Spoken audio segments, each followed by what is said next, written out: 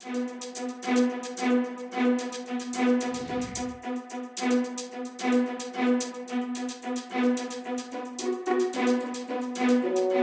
think that this election, more than most elections in our history, is about big issues.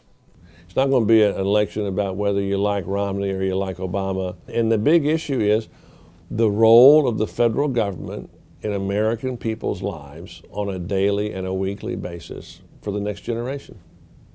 And whether we're going to have an economy that's going to focus on producing growth.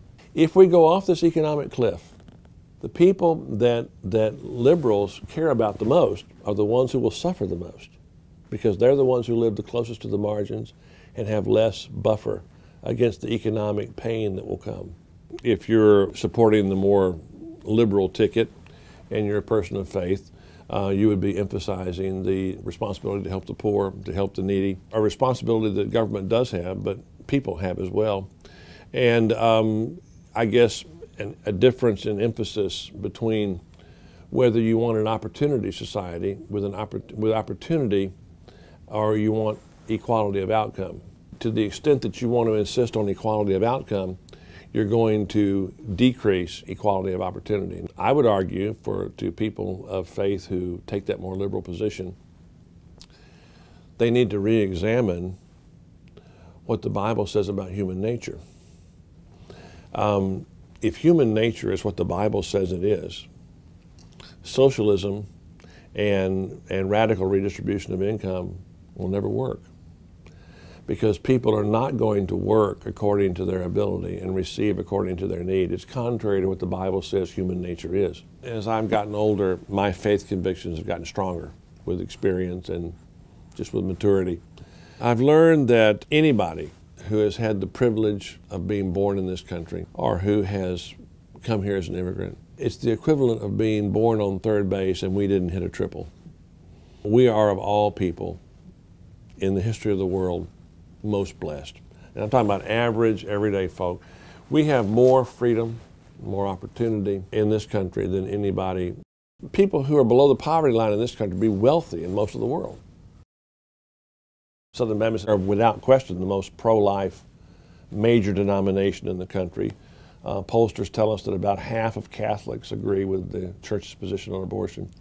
About 9 out of 10 Southern Baptists are pro-life. So we're very strongly pro-life. But we are also very strongly in favor of religious freedom. Now, most Southern Baptists don't define religious freedom as abdicating a public role or in withdrawing from the public square. They believe that separation of church and state means that the government is not to get into the religion business and the government is not to interfere with the free exercise of faith. All the restrictions in the First Amendment are on the government. So I, as a Baptist, can't violate the First Amendment. The First Amendment says government shall not get into the religion business, and government can't interfere with the free exercise of faith. So we believe, I think probably a significant majority of Southern Baptists would hold to a position which I call the accommodation position, which is the government should accommodate itself to the religious beliefs of the American people, or the lack of religious belief of the American people, that everybody should be free to express their faith in the public square. My impression everywhere I go is that the selection of Paul Ryan has done a tremendous amount to reassure a lot of social conservatives, among of whom would be a lot of Southern Baptists, about the nature of a Romney presidency.